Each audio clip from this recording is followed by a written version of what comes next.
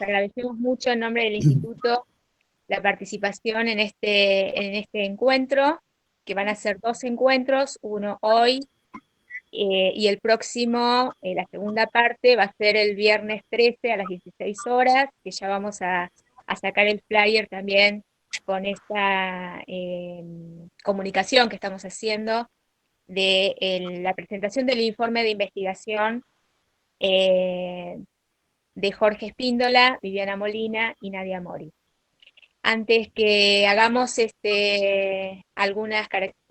la presentación formal del equipo, vamos a escuchar a nuestra directora, la señora Adriana Albarracín, profesora Adriana Albarracín, que nos va a dar la bienvenida. Bueno, buenas tardes a todos, a todas. Gracias, Adriana, por el pase, pero en realidad saludarlos. A muchos ya nos hemos visto, otros no. Rosana, mi gran compañera de equipo, un abrazo, y a todos los que no son del instituto, pero comparten estas mismas inquietudes, que los chicos, si les interesó el tema de los y las profesoras que trabajaron en este proyecto y que estuvo atravesado por situaciones muy complejas y muy difíciles, esto para los que no son de esta provincia.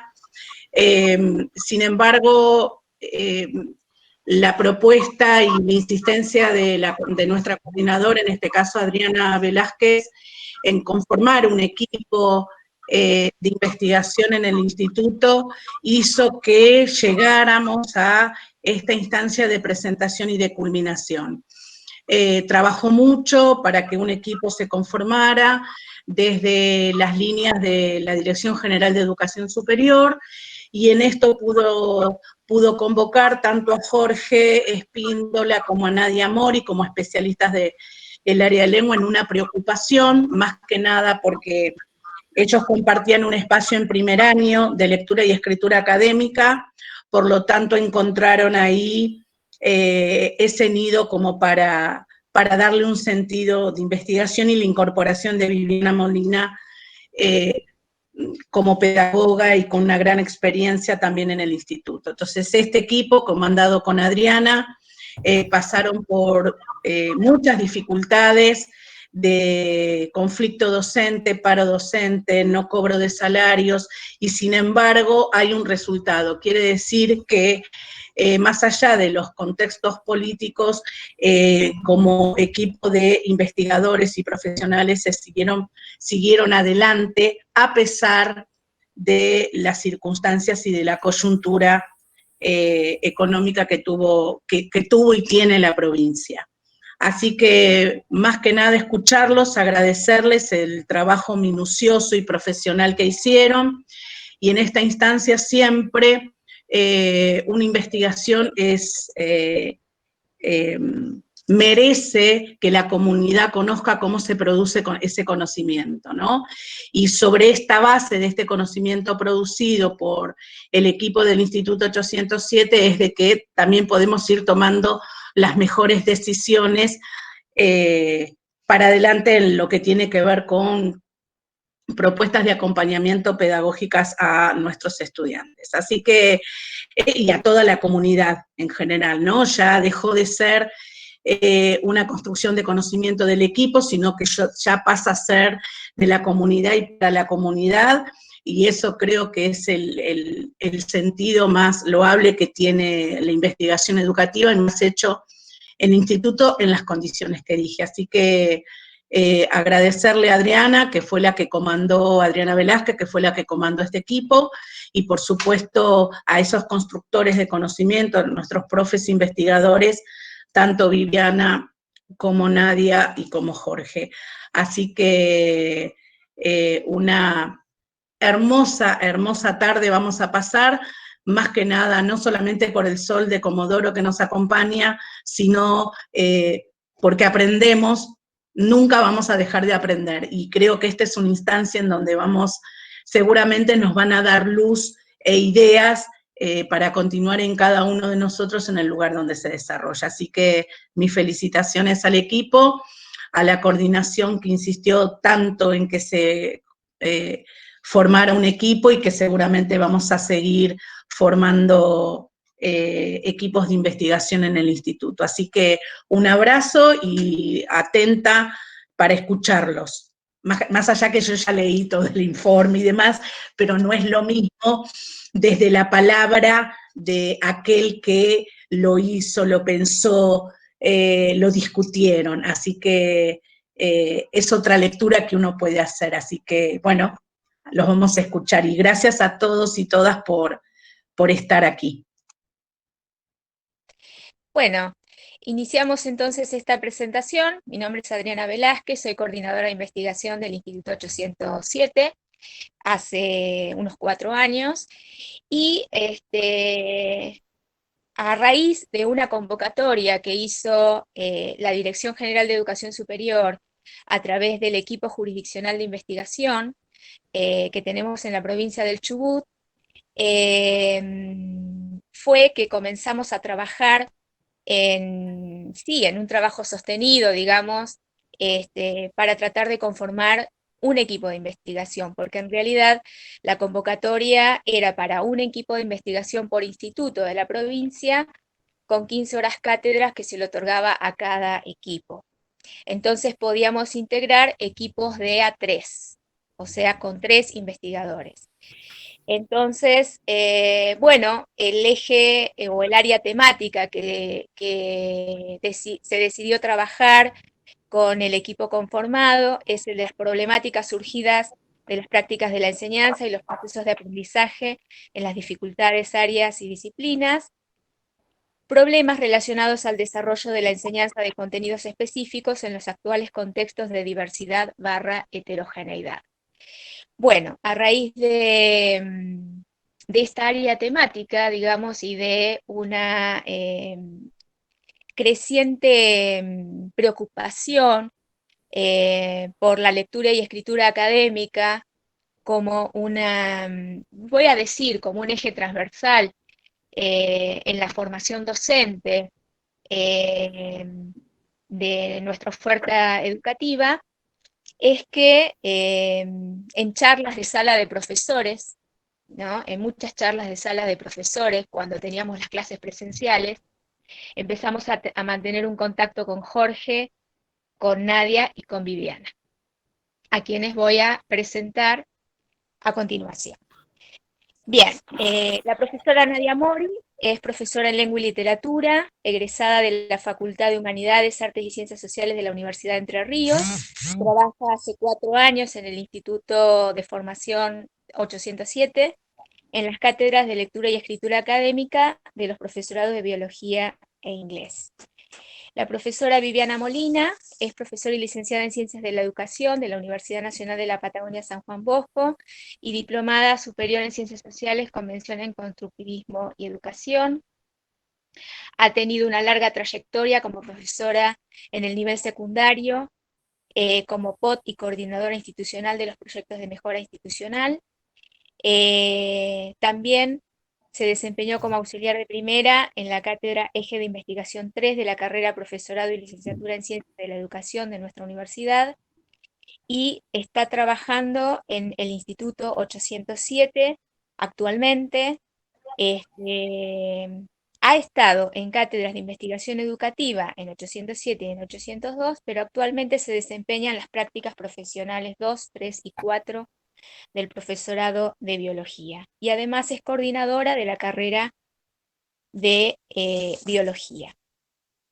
Y el doctor Jorge Espíndola es escritor, gestor cultural, investigador y docente de literatura de la Universidad Nacional de la Patagonia y también en el Instituto 807.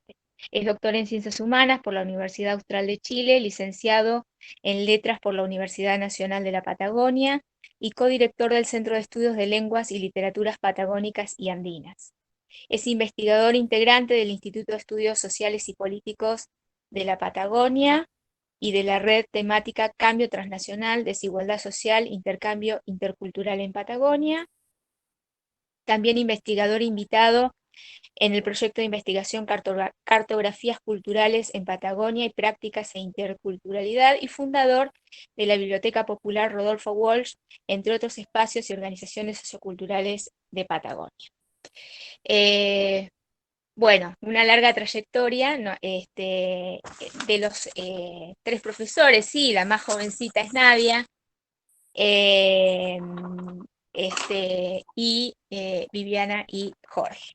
A quienes presento, ya no quito más tiempo, les doy el pase. Una cosita más, perdón, que Bueno, silenciemos los micrófonos sí. y las preguntas al final de las exposiciones. Gracias. Bueno, buenas tardes a todos y todas. Una alegría y una emoción encontrarnos aquí. Es una instancia más de nuestro proyecto de investigación y la verdad que nos provoca emoción después de todas las cosas que pasaron en este largo año y poder mostrar algo, algunos hallazgos, algunos asombros, algunas posibles síntesis y algunas propuestas, algunas siempre conclusiones provisorias y algunas propuestas, nos llena de alegría y de emoción. Hace días que con mucho cariño preparamos los PowerPoint, preparamos algunas posibles formas de transmitir de la mejor manera y hacer la mejor síntesis de nuestro trabajo. Así que bueno, agradecerles a cada uno, cada una de quienes están acompañándonos. Y bueno, y como estamos agradeciendo, queremos agradecer muy especialmente también a algunas personas que colaboraron muy íntimamente con el proyecto. Y sin su ayuda no podríamos haberlo sacado adelante. Quiero hacer en nombre del equipo un agradecimiento muy especial, por supuesto, a nuestra coordinadora Adriana Velázquez, que estuvo todo el tiempo acompañando ahí, dándonos fuerzas y ayudándonos a pensar posibles salidas en los momentos difíciles. También queremos agradecer especialmente a la profesora Florencia Olivero, que es una profesora del área de la lengua y la literatura, y que acompañó en momentos clave también nuestras reflexiones, nuestras búsquedas de documentos. Así que un agradecimiento para Flor, un agradecimiento también muy especial a Sergio Arce, al profesor Sergio Arce, que nos ayudó con las encuestas virtuales, con la conectividad, en este momento en que las relaciones humanas se han virtualizado y los contactos son así. Así que sin la colaboración de Sergio no hubiéramos podido ni siquiera establecer el vínculo de las encuestas y las charlas con estudiantes que fueron y son nuestros principales informantes, nuestros principales asesores también y asesoras. También agradecerle a ellos, muy especialmente, a ellos y a ellas, a todos los estudiantes y las estudiantes de primer año, ingresantes, particularmente del profesorado de educación primaria, y también a colaboradores ingresantes del profesorado de biología, que se pusieron las pilas en contestar nuestra encuesta y en charlar con nosotros. Después la profesora Viviana Molina y Nadia van a contar un poquito más de la experiencia de lo que fue esto de investigar en pandemia. Pero antes, también mencionar que nosotros tres, Nadia, Viviana y yo, somos quizás la cara más visible del equipo de investigación y de esta red que establecimos de vínculos, de comunicación, pero también son estudiantes y en el proceso egresaron, son egresadas vinculadas, se le dice egresadas vinculadas al proyecto. Me refiero a Macarena, a Florencia y a Cintia. Florencia y Cintia egresadas ya del profesorado de educación primaria y Macarena del profesorado de biología. Nos acompañaron en momentos también complejos, hoy no están aquí presentes, pero son parte de toda esta trayectoria, y probablemente si alguna de nuestras propuestas o cómo podamos construir a futuro, seguramente serán parte como egresadas del Instituto 807. Bueno, vamos a nuestra investigación. Quiero compartir un PowerPoint muy brevemente, sobre todo para plantear lo que tiene que ver con los objetivos y marcar un poco el territorio de nuestras inquietudes y esperanzas. Así que ahí vamos, un poquitito de paciencia, que ya llegamos.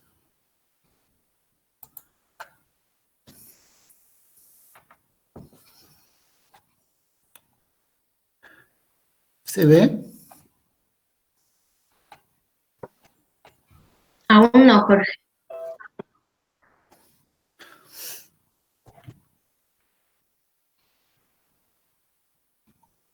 Ahí ya se ve, Jorge.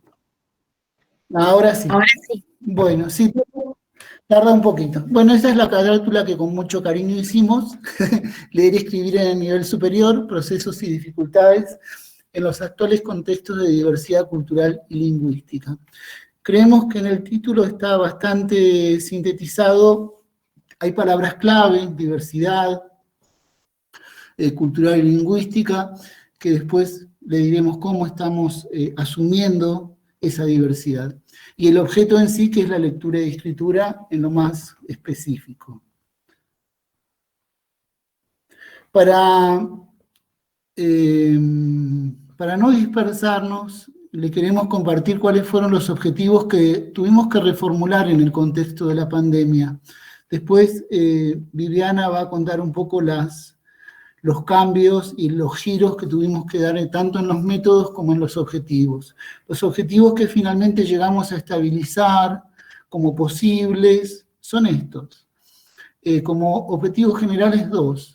Primero que nada, visibilizar, hacer visible la diferencia y la diversidad cultural y lingüística de las y los estudiantes en una institución educativa del nivel superior, y en este caso territorializado, el Instituto Superior de Formación Docente 807.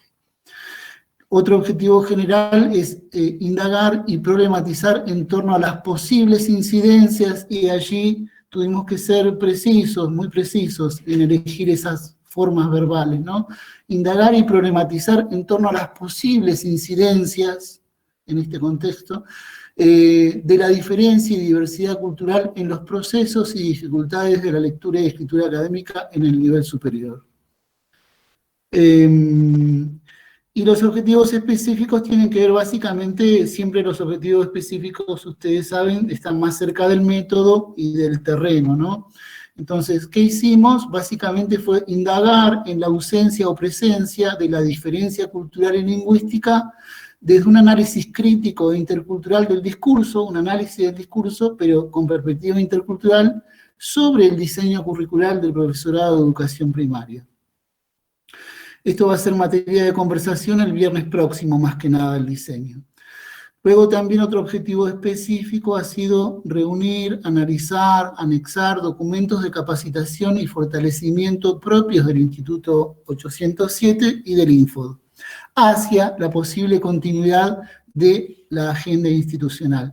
¿Por qué marcamos esto y por qué nos propusimos como objetivo específico este punto? Porque esto que decía nuestra directora al principio, ¿no?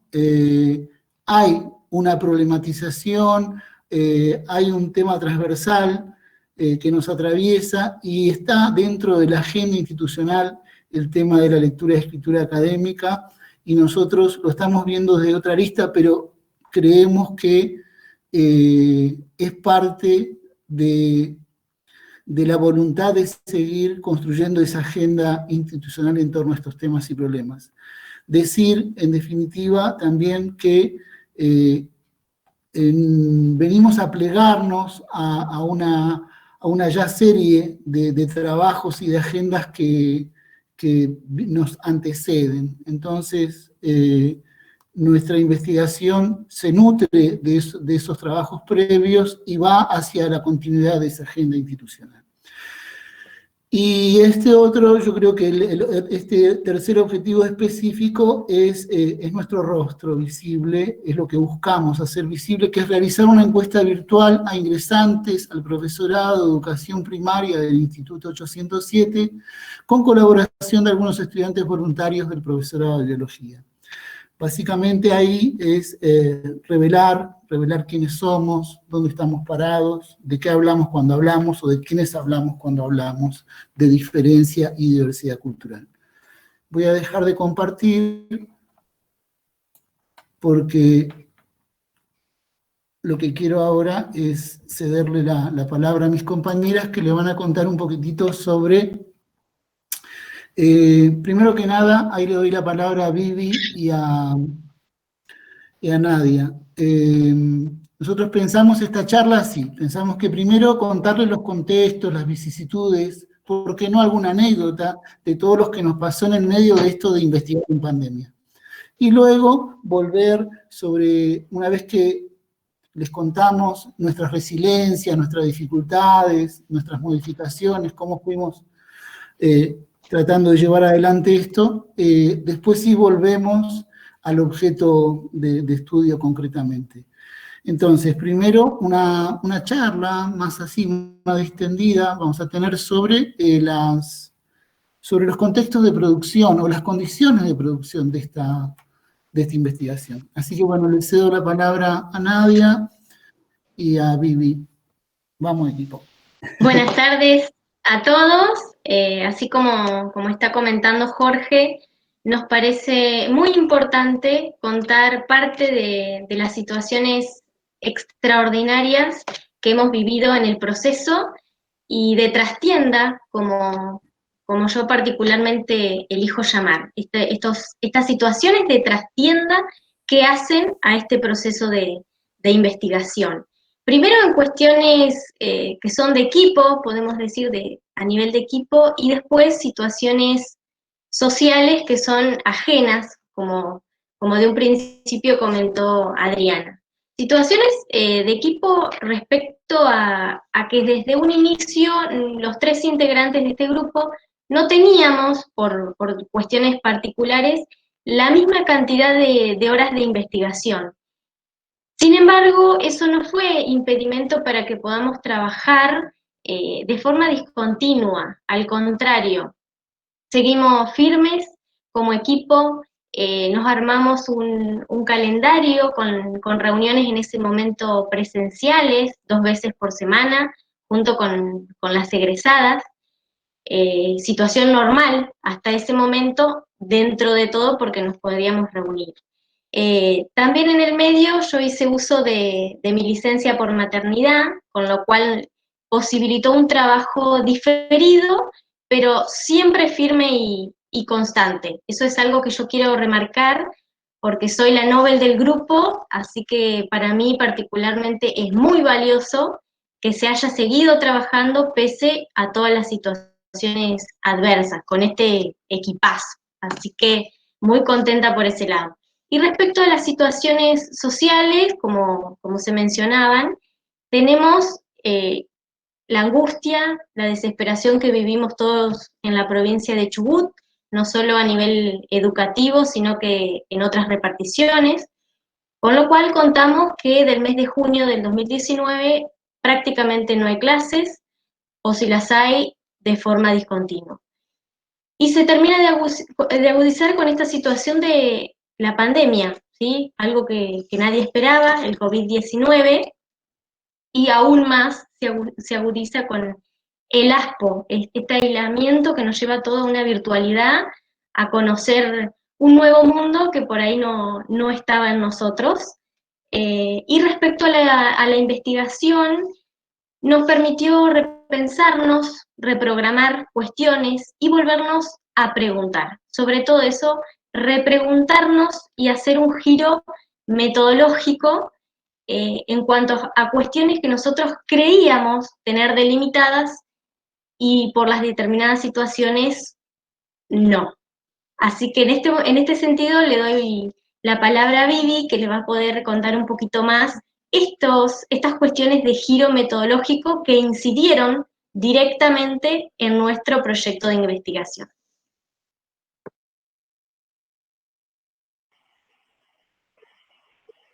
Hola, hola, ¿se escucha? Buenas tardes a todos. Bueno, un poco recuperando lo que plantearon mis compañeros, eh, me gustaría empezar como planteando básicamente cómo esta investigación fue como tomando determinadas formas, que se fue como adaptando a estas situaciones nuevas que aparecían. En un principio, encontrarnos tres personas que teníamos distintos niveles de institucionalización, si se quiere, porque yo hacía mucho que trabajaba en el instituto, la temática por la que yo estaba interesada en trabajar, que era la alfabetización académica y las dificultades que los estudiantes tenían, así lo entendía yo, tenía que ver con mi rol como coordinadora, como profesora de prácticas, y constantemente con esta demanda, ¿no? Y también con un trabajo con Rosana, que era en ese momento la vice, y en nuevas instituciones. Así que yo tenía como muy claro que sería un tema cuando Adriana, nuestra coordinadora, me plantea, mirá, ¿qué te parece si participás? Y con este tema, supuesto me encantaba de la vida, porque me parecía como muy importante. Pero tenía muy claro por dónde iba a ir.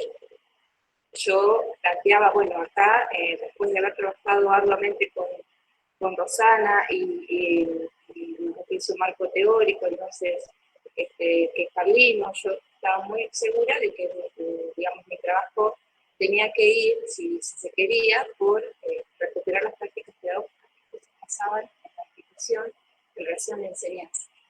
Yo me encuentro con Jorge y Jorge dice, sí, pero a mí me interesa otra cosa. Y Nadia decía, pero a mí me interesa todo. Entonces, bueno, comenzamos con si se quiere, negociación, encuentros y desencuentros, ya como, digamos, propes para poder armar el grupo. Una vez que lo logramos, una vez que pudimos contrastar, ensamblar ideas y decir, bueno, ya tenemos lo que queremos investigar y que era justamente, bueno, las dificultades que tenían los estudiantes a la hora de leer y escribir, las dificultades que tenían justamente para escribir o leer cuestiones académicas, pero atravesadas por la diversidad, por la diferencia, por la interculturalidad. Esto implicaba un trabajo bastante etnográfico, así que metodológicamente enseguida tuvimos claro que era un trabajo micro, que era un estudio de casos, que se iba a hacer en la institución, que teníamos que trabajar la cuestión subjetiva y una sana objetividad, cuestión que ya se estaba jugando cuando planteó toda esta cuestión de encuentros y desencuentros. Así que definimos un trabajo etnográfico, definimos que íbamos a hacer entrevistas en profundidad, que íbamos a hacer observaciones de clase, que íbamos a hacer entrevistas a los profesores, a los estudiantes. Teníamos toda una idea acerca, metodológica, una definición epistemológica, de una postura, con respecto a cómo íbamos a abordar. Y la encuesta, sí estaba planteada, pero no era, digamos, el centro de la escena metodológica, no era nuestra idea. Y bueno, tal vez hagamos una encuesta. Un poco contar esto, cuando decía Nadia la trastienda, ¿no? ¿Qué es lo que sucede cuando uno está investigando? Y cómo a veces esas ideas iniciales que tiene con respecto al objeto se van modificando, pero también se van modificando todo. Los objetivos, cuando uno en un proyecto pone allí todo lo que tiene para hacer y luego va cambiando y lo modificando, y eso va a tener que ver no solamente con el espacio, con los objetos investigados, sino también con, en este caso, el contexto. Cuando pasó el año sin clases, por la situación de la provincia, todavía estábamos un poco tranquilos. Bueno, tranquilos porque vamos a hacer un informe de avance, porque nos habíamos reunido, porque habíamos trabajado, pero en rigor no habíamos puesto en marcha todavía ningún instrumento de recolección de datos, y todo lo que teníamos era estas premisas, supuestos teóricos y estas lecturas teóricas, pero el trabajo de campo no estaba hecho y eso, bueno, comenzaba a preocuparnos. Entonces rápidamente definimos, bueno, va a pasar la encuesta a ser algo posible. La encuesta la hacemos. Hagamos la encuesta, ya le vamos a mostrar los ejes. Dijimos, saquemos una foto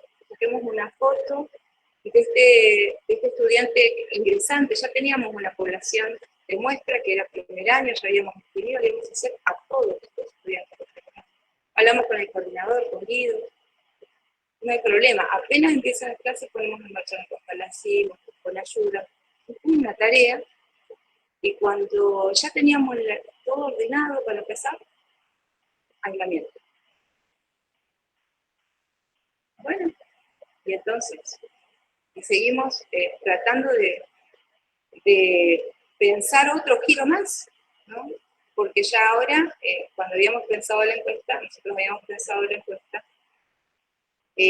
acompañando a los estudiantes en la lectura de la encuesta, en que cuando ellos puedan completar esa encuesta, estemos allí nosotros, sobre todo esto era algo que planteaba yo quiero estar ahí, quiero estar acompañándolos, porque es paradójico darles una encuesta para que contesten. Cuando se percibe que estos estudiantes tienen problemas para leer y escribir, sobre todo cuando esa escritura está codificada, no en lenguaje académico, vamos a dar una encuesta para que, bueno, ahí vamos a estar acompañando y apoyando. Bueno, y ahora en pandemia surgió otro problema. Entonces, tuvimos que hacer otra modificación. Y por eso este planteo también de agradecimiento a Sergio, quien nos habilita el aula, hacer una carta, comunicarnos con los estudiantes. Pero él sabía cuando nosotros mismos estábamos atravesados, por lo menos en mi caso, por el asombro. No terminaba de salir del asombro y no terminaba de acomodarme ni personalmente, ni familiarmente, ni profesionalmente. Estaba en crisis, por muchas razones. Entonces había como una zozobra, como no saber qué hacer. Nos ordenamos, nos pudimos ordenar. Y cuando llegaron esas respuestas de esos estudiantes que sí contestaron y que tuvieron la buena voluntad de leer eso, que era largo, y ahí estuvimos nosotros para acompañarlos. Y cuando estuvo ese dato, la verdad es que fue como, bueno, esto es lo que tenemos. Y yo quiero reflexionar acerca de esto, ¿no? De cómo pasamos de imaginar y de soñar entrevistas personalizadas, un trabajo etnográfico, observaciones participantes, y toda una batería de instrumentos de recolección de datos que nos permitieran acercarnos a ese sujeto de cerca, tener una mirada bien cerquita de qué le pasaba. ¿Qué le pasaba cuando leía? ¿Qué le pasaba al docente? Esto es lo que queríamos posibilizar. Si uno quiere ver la diferencia, tiene que acercar. Y entonces estábamos felices con algo que nos haga una foto medio alejada, ¿no? Porque, bueno, la encuesta justamente nos arroja un dato cuántico, que nos permite mirar algo, pero bueno, es general. Sin embargo, eso nos hablamos. Y con eso, digamos, sin renunciar a nuestra idea, por eso Jorge decía, esto es lo que tenemos, entendemos que es un avance, entendemos que de todas maneras avanzamos y logramos tener evidencias empíricas de algunas cuestiones que teníamos como supuestos de profesionales, por ser parte de esa comunidad. Pero ahora tenemos evidencia, y eso es muy importante. Bueno, nada, era un poco esto, ¿no? Comentar cómo los caminos, digamos, de la investigación a veces comenzamos de una manera y terminamos de otra, bueno, en este caso por un extremo de los cambios. No creo que se dé tantos cambios en cualquier investigación, pero pudimos sortearlo y sin renunciar a nuestra caja de herramientas, como se le llamamos, que es el análisis del discurso, porque terminamos analizando el discurso escrito por ese discurso. Entonces, por lo pronto, esto es un poco el escenario, la trastienda del día escenaria de nuestros giros metodológicos que dimos a la hora de pensar cómo recolectar el dato y hacer el trabajo de campo. No me acuerdo cómo seguíamos. Ahora seguimos con algunos aspectos del proyecto. Gracias, Vivi. Gracias, Nadia. Una cosita más de dato de contexto, que es algo que seguramente es probable que haya atravesado también a sus familias, tanto la familia de Vivi como en mi familia. En el medio de la investigación fuimos afectados por el COVID-19, así que eso también es un dato de contexto. No es para generar ni atenuantes ni nada, simplemente para contar que estamos atravesados por todas estas circunstancias, provinciales, mundiales y toda esta realidad que nos involucra. Bueno, voy a poner nuevamente el PowerPoint porque somos de conversar y no queremos dispersar mucho la palabra, así después por ahí podemos, una vez que terminemos de exponer, conversar.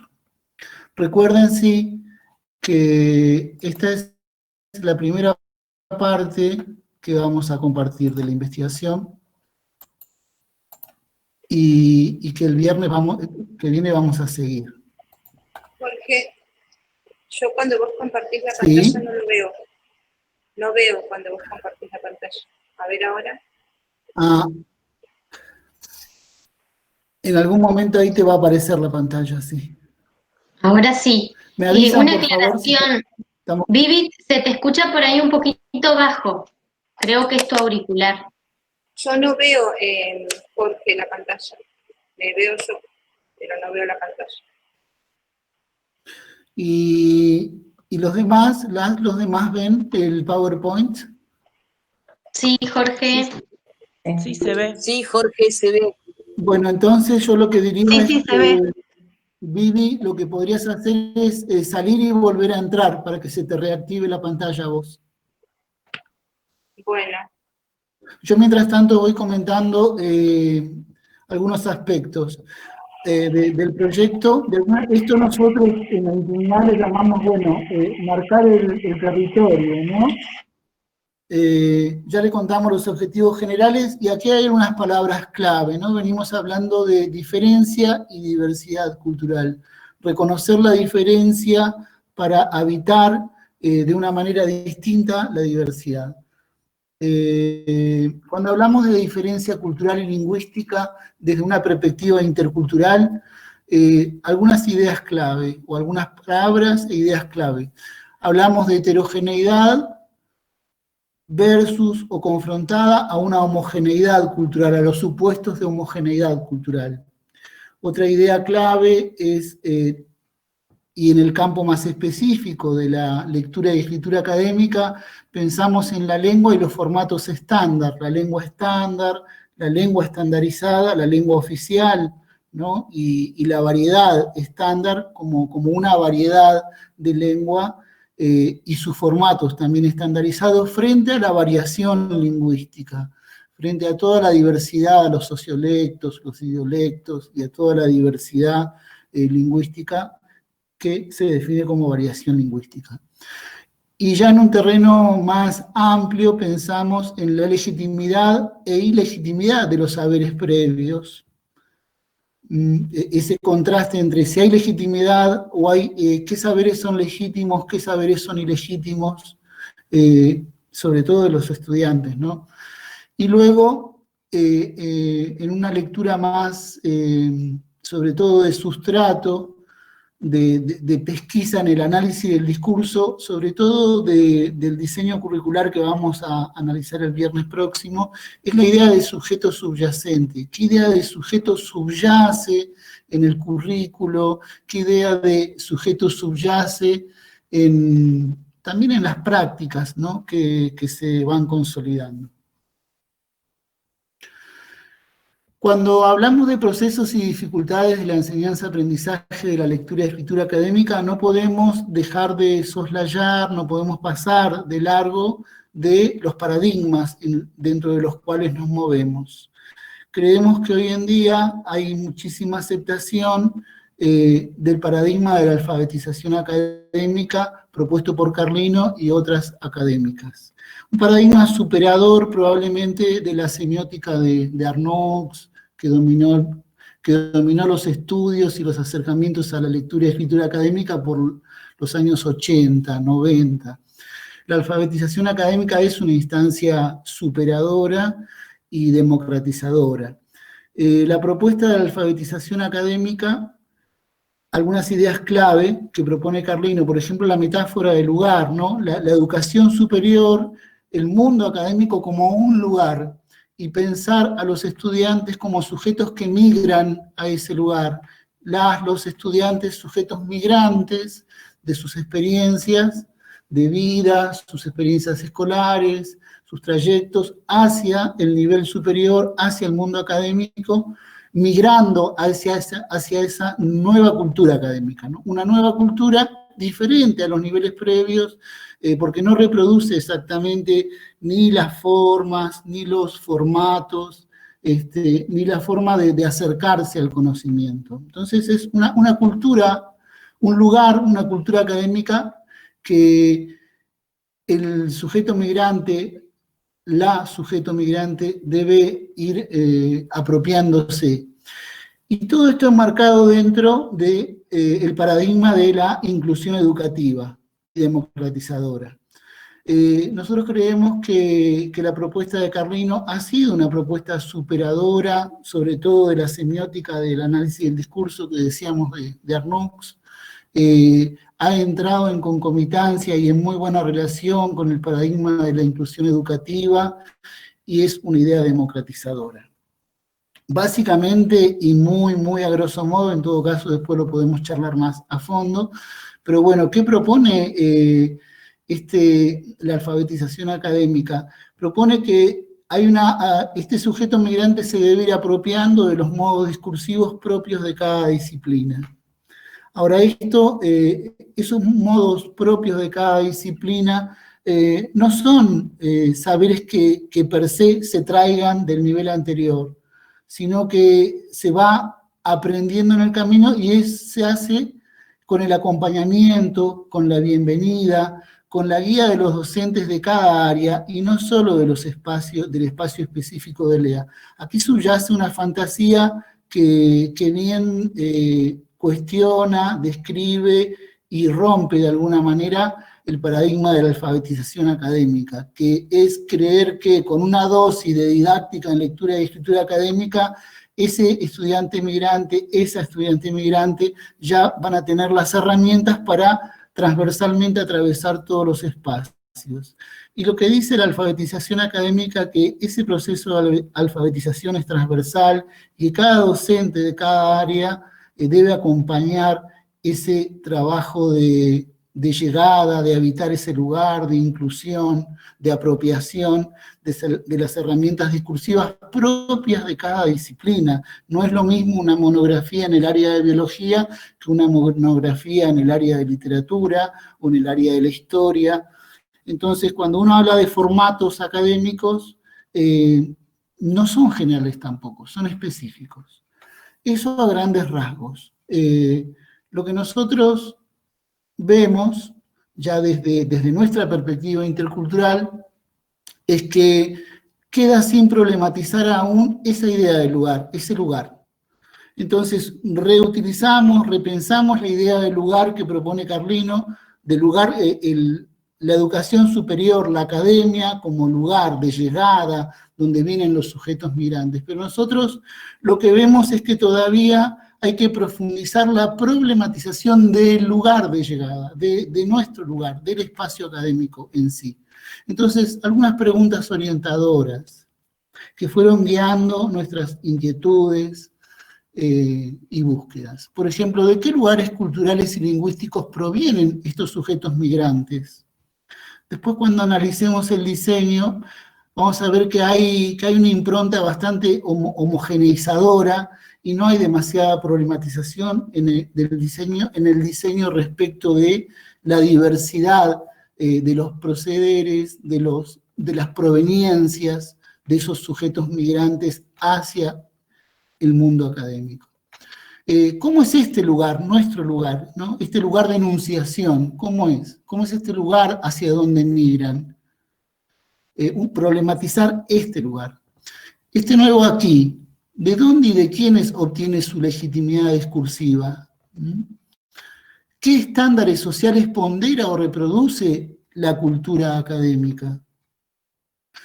Y por último, una pregunta que es transversal a las 4 anteriores. ¿Por qué habríamos de pensar como lógicas, inconmovibles o emancipadoras por sí mismas nuestras prácticas discursivas académicas habituales? ¿Por qué las dosis de monografía, las dosis de las distintas formas discursivas serían per se emancipatorias, per se serían las mejores, per se serían las lógicas?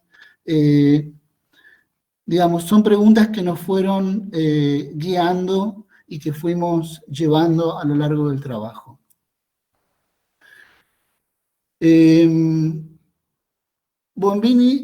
Gustavo Bombini, un estudioso de la lectura y escritura no solamente académica, sino en diversas áreas de la vida, podríamos decir, es crítico respecto de lo que él llama un paradigma remedial, o el déficit puesto siempre en el otro, o de las terapias didácticas, ¿no? Como que este problema que nos atraviesa, que conversamos en la sala de profesores, que conversamos en los pasillos, que surge en cada reunión, no saben leer, no saben escribir, ¿no? Este murmullo que está allí, se va a solucionar con terapias didácticas, ¿no? Él dice, siempre el déficit está puesto en el otro, y en qué momento revisamos nosotros la casa del ser, diría un filósofo, ¿no? Entonces, para nosotros es importante compartir con ustedes esta reflexión de Bombini. Dice así: ahora, la palabra alfabetización ya carga un estigma, porque, claro, hay un analfabeto, alguien que parece que de la nada va a recibir dosis de discurso académico. No tenía nada, y lo vamos a enriquecer con discurso académico, porque está analfabeto. Como si el discurso académico en su producción no fuera parte de una secuencia de trabajo con el discurso que va desde otros usos hacia la construcción del discurso académico. Como si el discurso académico estuviera fuera de todo contexto. Y a ese sujeto le dan dosis de formato de monografía, y a partir de esto se espera que produzca y que lo haga rápidamente. Entonces, básicamente lo que Bombini está proponiendo con esta crítica es volver a contextualizar nuestros formatos discursivos, a repensar nuestras prácticas desde dentro y pensar que no es un lugar inconmovible. Están proponiendo una recursividad de nuestras prácticas, de nuestros diseños y de nuestra forma de entender estos problemas. De dejar de por un momento suspender el paradigma remedial y el énfasis en el déficit que trae el otro como déficit, ¿no? Entonces él propone que hay que ir hacia una agenda pedagógica que recupere todas las subjetividades. Y 2 rengloncitos. Dice, en estas prácticas y en estas didácticas de la lectura y de la escritura se definen también modos de construcción de subjetividad y de la subjetividad docente, de una posición profesional.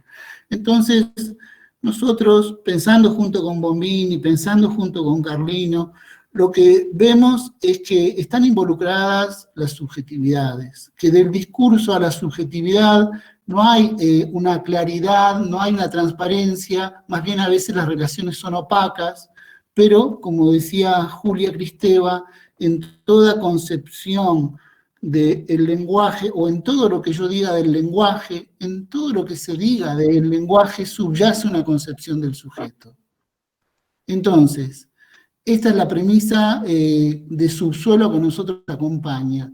Todo lo que nosotros analicemos a nivel lenguaje y a nivel prácticas, en todo ello va a estar subyacente una idea de sujeto y un modelo de subjetividad.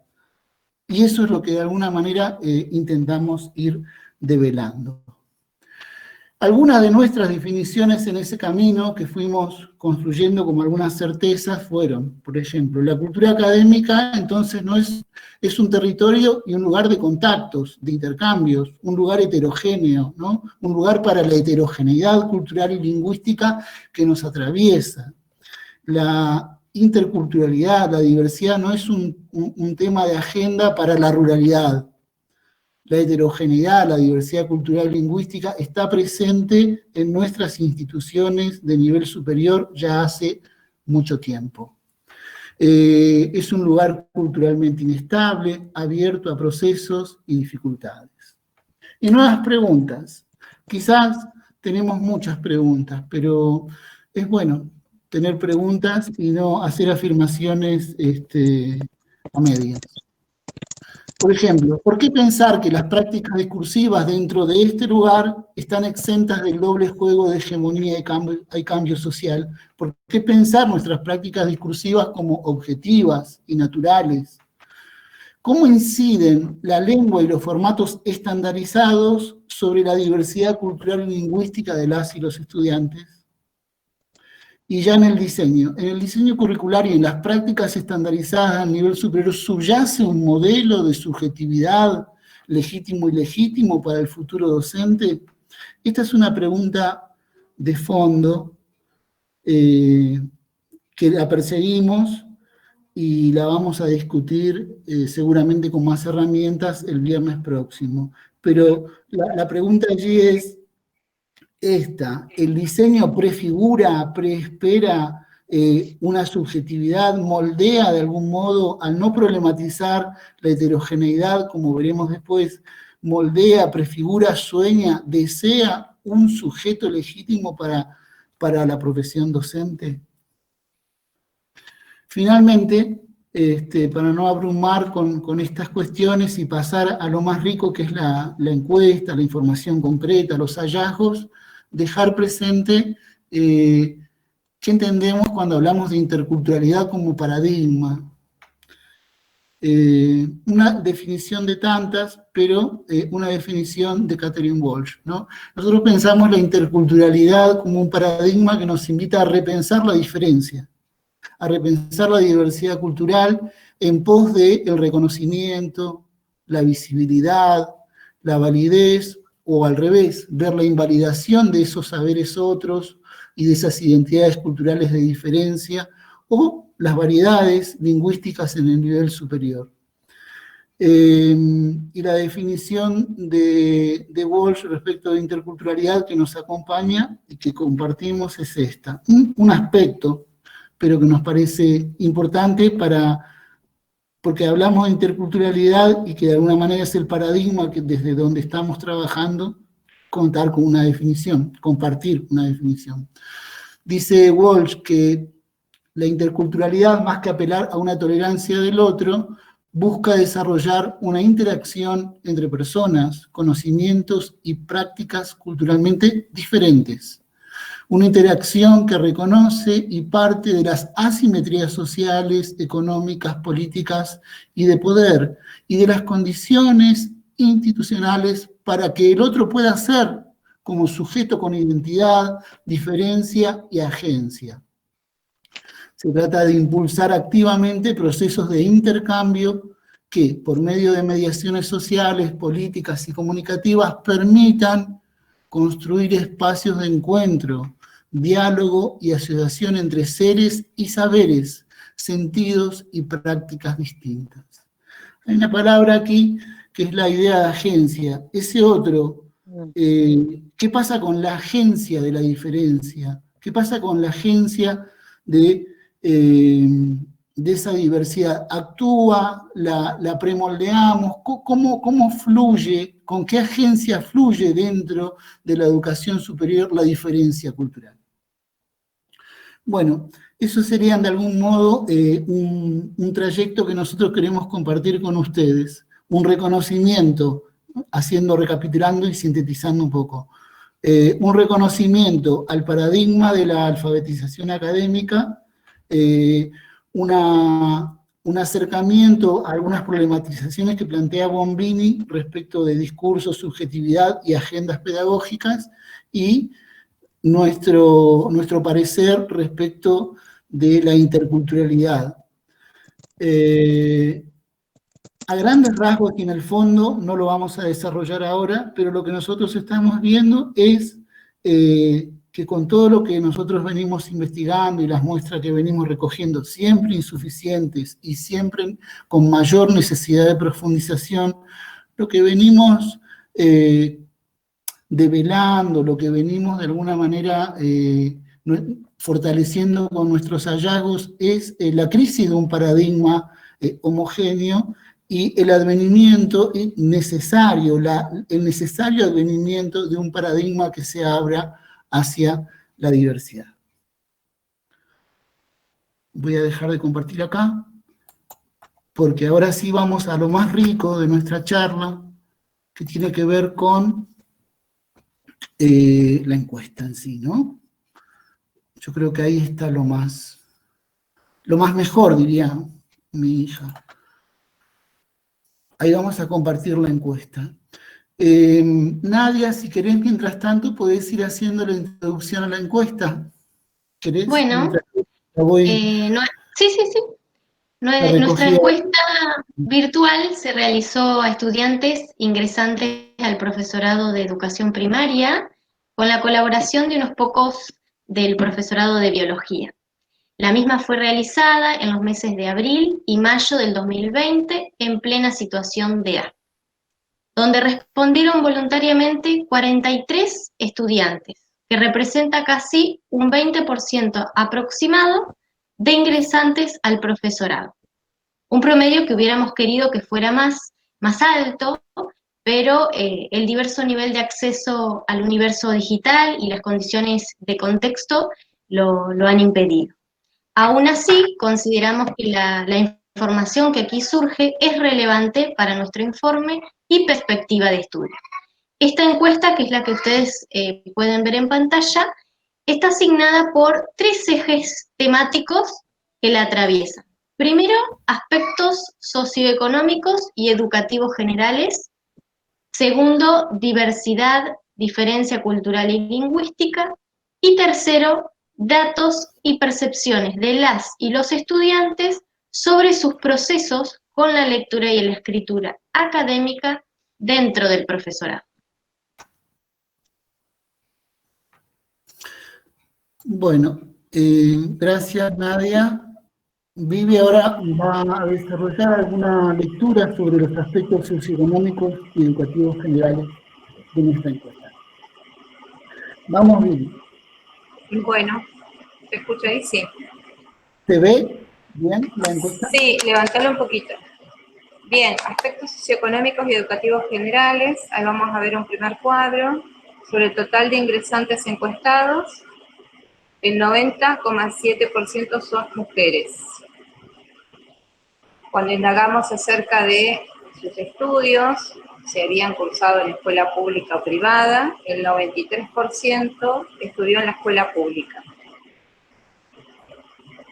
Una de las preguntas era, bueno, ¿cuándo culminó su nivel secundario? Y teníamos como dato una variedad, ¿no? Desde 1986 hasta el 2019. Con respecto a estado civil, el 60,5% son personas casadas o divorciadas, separadas. Con respecto a hijos, el 55,8% tiene un hijo o más de uno.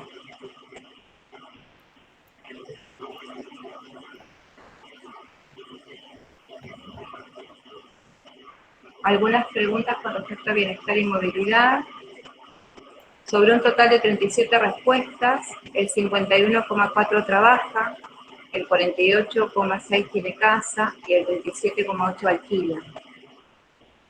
Cuando consultamos por la cantidad de horas semanales de trabajo, sobre 22 respuestas, 20 afirman trabajar entre 6 y 48 horas semanales.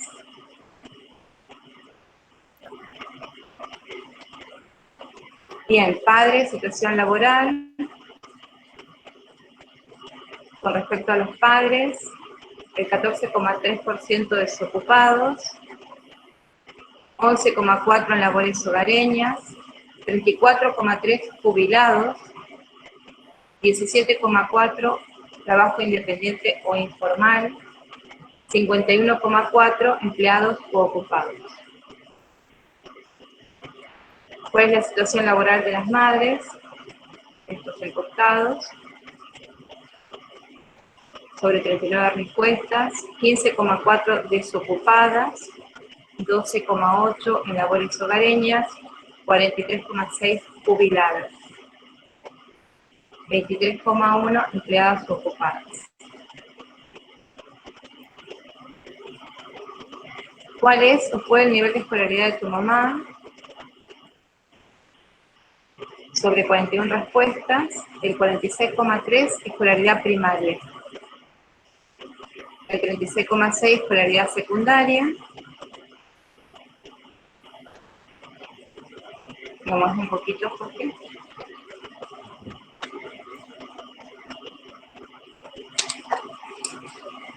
(9,8) escolaridad superior.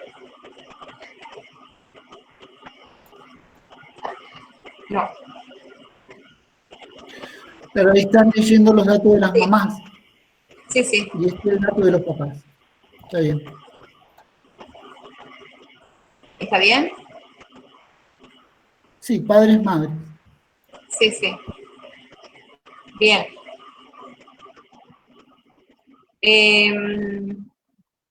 Con respecto a la migración, sobre 42 respuestas, tus padres o ambos, algunos de ellos son migrantes, era la pregunta.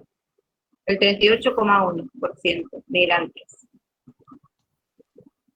Y el origen migratorio de los padres y las madres, Chile, Brasil, otras regiones del país, del noroeste argentino o del noreste, también de región de Cuyo.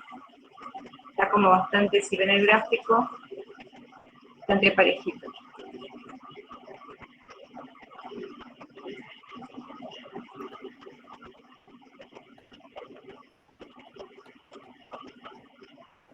¿Hasta ahí? Sí. Bien. Ahora, Vivi va a compartir algo de interpretación de estos datos. Como bien habíamos dicho, o por lo menos dije yo en un principio, esto nos parece que, teniendo en cuenta todas las vicisitudes, todo lo que ya planteamos, es una foto general, pero nos permite tener una evidencia más concreta, porque uno dice, bueno, sí sabemos que todos los chicos de primaria, casi todas son chicas, es algo que percibimos. Bueno, acá lo evidenciamos, ¿no? Esto es lo que tiene la investigación, permite evidencia empírica.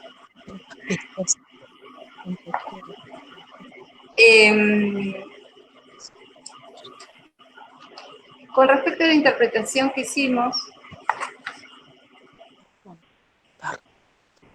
yo lo voy a leer, porque me parece que está muy claro y no quiero salirme del orden. Comentarios del informe final. Comentario e interpretación sobre algunos aspectos socioeconómicos destacados.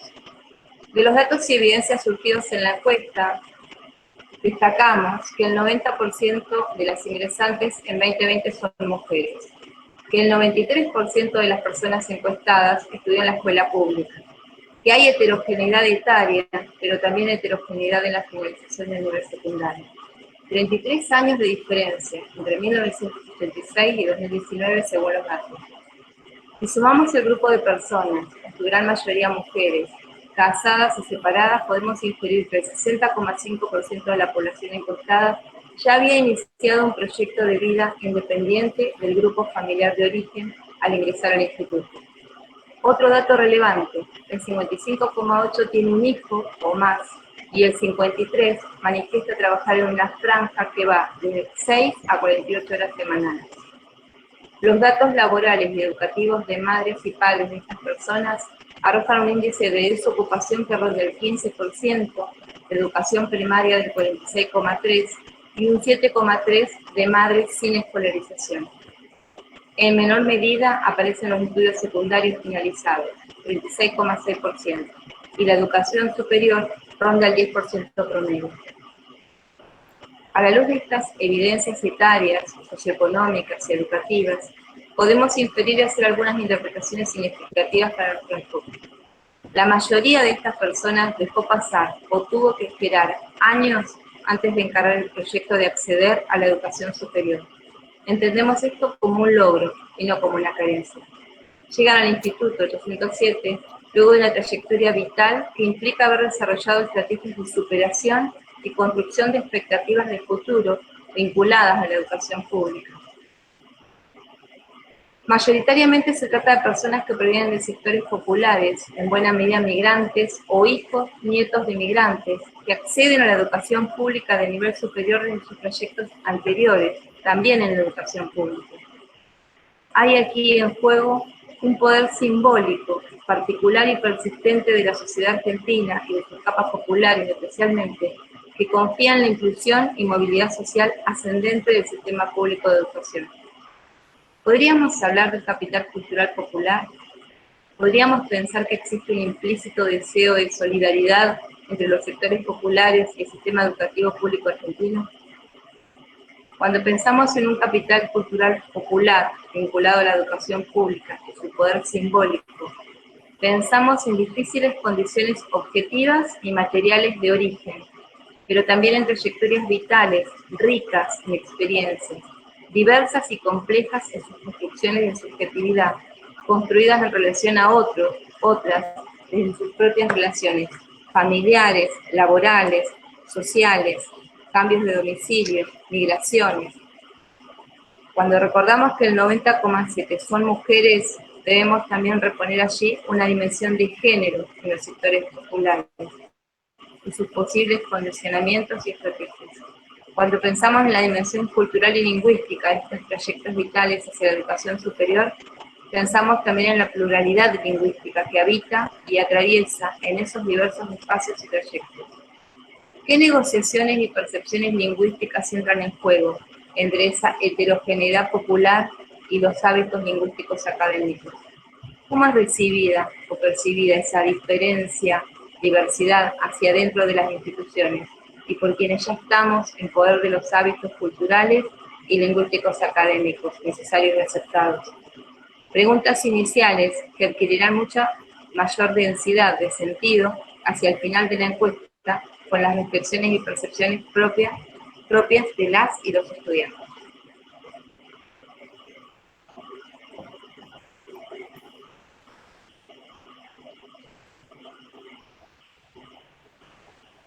Ahí está, Bien. Vivi. Ahí está, sí, esa es mi interpretación. Bueno, ahora Nadia va a compartir este segundo aspecto de la encuesta que tiene que ver con la diversidad y diferencia cultural y lingüística. Exacto. Bien, como podemos observar, respecto a este segundo eje, sobre los autorreconocimientos, observamos que el 28,6% se autorreconoce como parte de un pueblo originario. Respecto a la diversidad, diferencia lingüística, un 18,6% habla una segunda lengua, portugués e inglés en su mayoría, nivel básico. Respecto al autorreconocimiento de sus padres y madres, el 22% se autorreconoce como parte de un pueblo originario.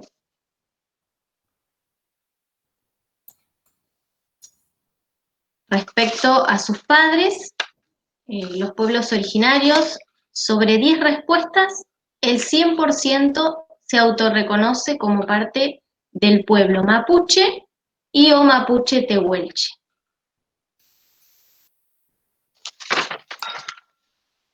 ¿Queda uno más?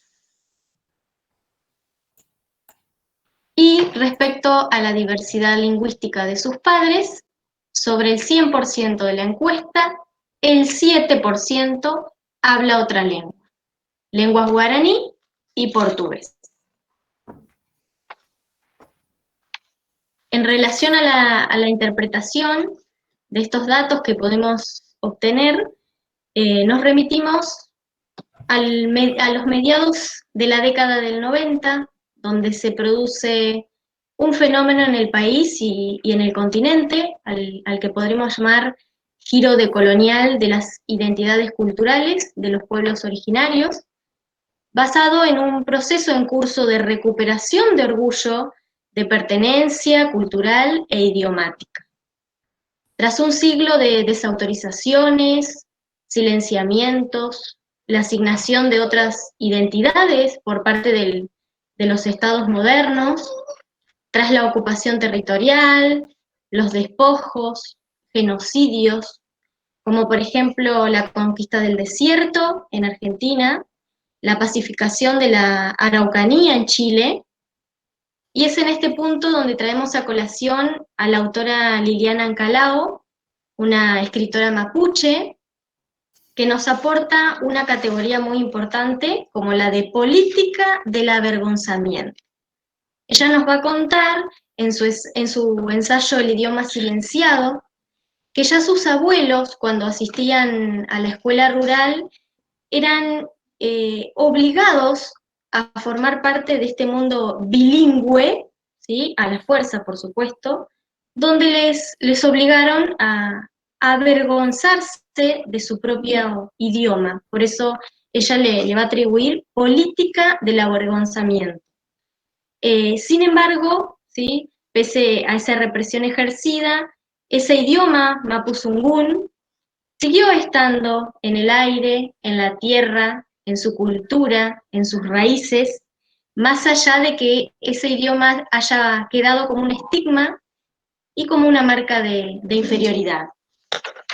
Ella lo que va a decir, voy a traer a colación la cita porque es muy interesante, va a decir, pasados estos 500 años de represión, empezamos a aparecer de entre las matas y cada vez fuimos más, regresando a nuestro origen, haciéndonos visibles. Mapuche, Tainché, fuimos diciendo para reconocernos y reparar un poco, al menos un poco el daño que les habían hecho, que nos hicieron. Los datos de diversidad, diferencia cultural que arriba destacamos son una pequeña muestra de este proceso de recuperación de orgullo cultural de los pueblos originarios de nuestra América, como diría Martí. Un detalle relevante en estos casos indica que es mayor el porcentaje de autorreconocimiento en los hijos, un 28,6%, que en sus padres, un 22%. Fenómeno que se puede leer desde el giro decolonial de las identidades culturales como un salto cualitativo de ese orgullo y las desestigmatizaciones en las generaciones más jóvenes respecto de sus mayores, más cercanos a los acontecimientos y las políticas monoculturales más duras. Tras una breve indagación respecto de la diversidad idiomática y la presencia del portugués en los datos arriba señalados, logramos comprender que se trata del idioma portugués de sectores populares migrantes del NEA en contacto con el portugués del sur de Brasil. Fenómenos de plurilingüismo propio de los sectores sociales fronterizos con derivas como el portuñol, lengua franca entre español y portugués, semejante al Span-English, practicado en frontera mexicana estadounidense. Lenguas que por lo demás están impregnadas en las heterogéneas prácticas culturales de contacto entre lo diverso. En este mismo sentido, debemos destacar aquí la mención de la lengua guaraní, que se oye en los pasillos de nuestro instituto superior, pero tal vez con escasa o nula relevancia dentro de nuestras aulas.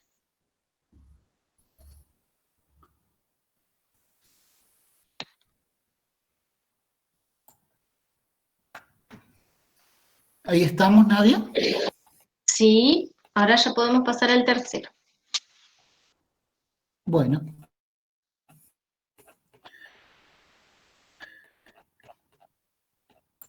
Bueno, este es son los datos más específicos que fuimos relevando en la encuesta.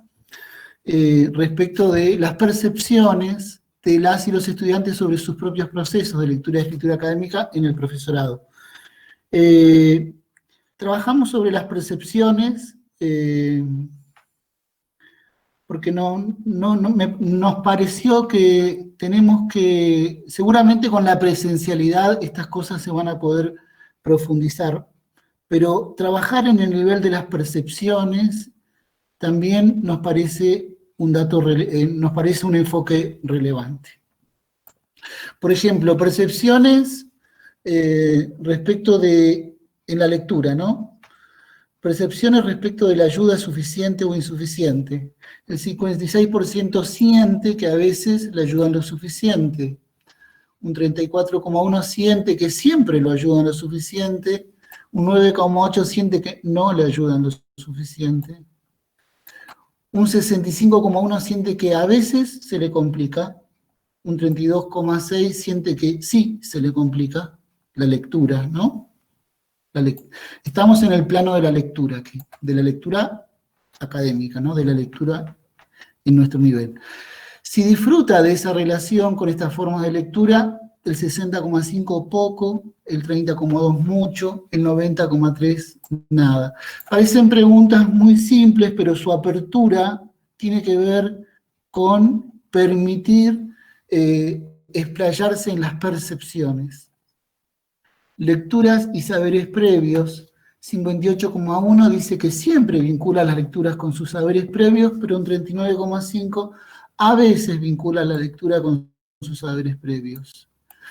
¿Se siente en libertad de expresar sus dificultades? 51,2% no se siente en libertad de expresar sus dificultades, 48,8% se siente en libertad de expresar sus dificultades. En relación a la escritura, las percepciones de ayuda suficiente, bueno, aquí están, ¿no? 47,6% siente que solo a veces lo ayudan lo suficiente, el 40,5% siente que siempre lo ayudan lo suficiente, el 11,9% siente que no le ayudan lo suficiente. Si se le complica, el 61,9% siente que a veces se le complica, el 19% siente que sí, definitivamente se le complica, el 19% siente que no se le complica. Escribe con otros, el 61,9% a veces, el 38,1% nunca. Obviamente después en las apreciaciones vamos a ver esto porque hay que matizarlo en este contexto, ¿no? Docentes y guías de escritura, dice, el 61% afirma que a veces el docente ofrece guías de escritura, que el 29% siempre el docente ofrece guías de escritura, y 9,8% dice que nunca el docente le ofrece guías de escritura. Algunas dificultades expresadas sobre lectura y escritura por los estudiantes. En el plano de la lectura. Dicen que el texto sea comprendido utilizando el lenguaje específico, que escribirlo de manera clara, esto es, ¿cuáles son las dificultades más frecuentes a la hora de escribir textos? Sí. Escribir de manera clara y con palabras técnicas, pensar varias veces lo que voy a escribir para estar segura de que se entiende. La redacción principalmente es un problema, las palabras correctas, la ortografía, la reflexión del texto. Las dificultades más frecuentes a la hora de escribir textos académicos son la coma, la repetición de palabras, las mayúsculas innecesarias, el uso del sujeto a lo largo del texto, no contar con el vocabulario suficiente, tener redacción clara, el desarrollo. Respecto de las lecturas, ¿cuáles son las dificultades más comunes a la hora de leer textos académicos? El lenguaje específico, las palabras específicas, leer mucho tiempo frente a la computadora, una cuestión más física, ¿no? Eso de uso de palabras técnicas durante todo el relato, me lleva a leerlo varias veces para poder entenderlo, comprender bien el material, la duda de si lo interpreté de buena manera, la relación de la misma serían las dificultades comunes que tengo hasta el momento. La realización, de la lectura son las dificultades.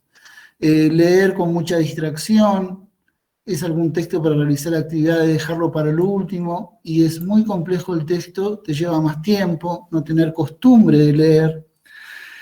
Las dificultades más comunes a la hora de leer textos son, afirma otra encuestada, escasos conocimientos previos, desconocimiento, falta de dominio de estrategias de comprensión y confusión respecto de la demanda de la tarea.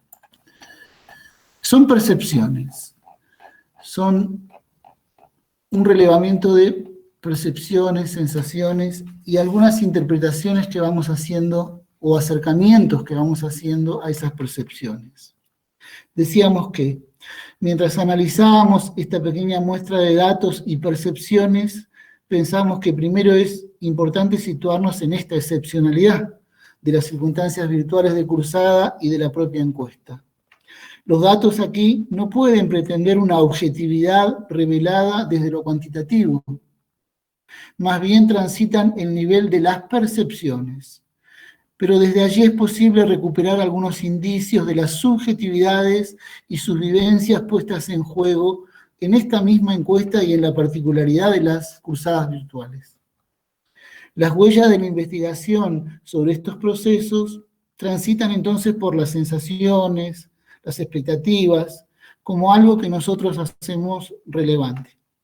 Pero también están las posibles autocensuras, con que las y los estudiantes pudieron haber respondido unas preguntas sobre sí mismos, unas preguntas que lo involucran a ellos, desde un equipo institucional que aún no conocen personalmente, tampoco a sus docentes personalmente, ¿no? Al igual que sus docentes, bedeles, el personal docente e incluso las instalaciones mismas del Instituto 807.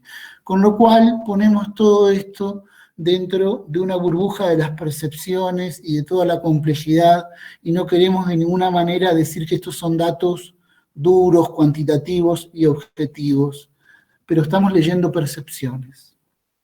Entonces, la huella de las percepciones nos dice que por debajo de los a veces se me complica, los a veces siento que me ayudan lo suficiente, es posible percibir las tensiones entre la dificultad y la resolución que presentan las actividades de lectura y escritura. El escaso disfrute de la lectura propia del nivel resulta en la percepción alto, 60,5, nos deja esa sensación de aridez. Leer sin la presencia de pares, sin la presencia del docente, es difícil, pero también está ese casi 40% que expresa que solo a veces puede vincular su lectura con los saberes previos. En los procesos de escritura manifiestan explícita preocupación por el uso de las palabras correctas, el lenguaje específico, la ortografía, la redacción, el desarrollo, la redacción clara, el tener un lenguaje insuficiente. Sin embargo, la indagación desde las percepciones nos muestra otros aspectos que nos interesa desplegar. Por un lado, ¿qué nos deja? Nos deja evidencia de un conjunto de estudiantes inmersos, comprometidos en procesos de enseñanza y aprendizaje en el nivel superior en estas circunstancias excepcionales. Pero por otra parte, la huella de sus escrituras propias que nos fueron transmitiendo, nos habla de personas que pueden reflexionar sobre estos procesos al hablar y escribir de sí mismos. O sea, una actividad metareflexiva, metacognitiva de la lectura a partir del hablar sobre sí. La encuesta habilita ese giro narrativo que propone ir de forma circular desde el sí mismo hacia las problemáticas. Regresar y volver a otros y otros matices de lo mismo, regresar sobre lo mismo de forma circular. Es una suerte de despliegue o deshoje en que escritura y subjetividad se van comprometiendo en una actividad que ya no es solo informativa, no es el dato, sino también que los involucra en una actividad metareflexiva de la cual nos hacen parte. La subjetividad entonces de cada entrevistado ronda los temas, problematizando y problematizándose a sí mismos, desde un discurso que los convoca a involucrar su mismidad. ¿Por qué hacemos énfasis en esto? Porque vamos a ir a la búsqueda siempre de la subjetividad. Y en este sentido, en esta línea, para nosotros fue muy importante en el medio de esta insuficiencia de los datos, por decir así, encontrarnos con este atisbo de la importancia de las percepciones y de la presencia de la subjetividad en la escritura. Y acá le tenemos que agradecer a la profesora Florencia Olivero nuevamente, porque ella nos puso al tanto de ese estilo que se llama el giro narrativo, de las nuevas escrituras etnográficas vinculadas a las prácticas de futuros docentes, ¿no? Es un ensayo que se viene haciendo de la escritura etnográfica en las prácticas. Una línea de trabajo que está propuesta por Hermida, Pionetti, Segretin, estoy leyendo aquí, y uno de los trabajos se llama Narrar para entretejer la trama, formación docente, escritura y subjetividad, que intenta recuperar las narrativas referenciales o autorreferenciales, como espacios y prácticas de reflexión y producción de conocimiento que convocan a las subjetividades inmersas en estos procesos. Una cita de 2 renglones del trabajo de estas autoras dice: este tipo de narración permite que emerjan la subjetividad y la reflexión, muestra tensiones, grietas, interrogantes que en otro tipo de géneros discursivos más performateados no tendría lugar. Entonces, este viaje hacia los discursos enlazados en la subjetividad. Se trata, creemos nosotros, del lento y saludable regreso al campo de la formación superior de formas discursivas referenciales, autorreferenciales, o lo que ya se llaman los géneros del yo, que desde la subjetividad involucrada en los procesos de escritura recupera las problemáticas discursivas, pero paralelamente las problemáticas cognitivas y metacognitivas involucradas en los procesos de escritura. Finalmente, la invitación a leer, a interpretar los datos de la encuesta desde una perspectiva discursiva intercultural, creemos que evidencia riquísimos matices de identidad y de diferencia cultural, de subjetividad de las y los estudiantes, pero también, y creemos que esto es en el terreno de los deseos, revela la particular densidad que conlleva la escritura cuando las problemáticas que se tratan exigen la autorrecursividad subjetiva de quien lee o quien escribe.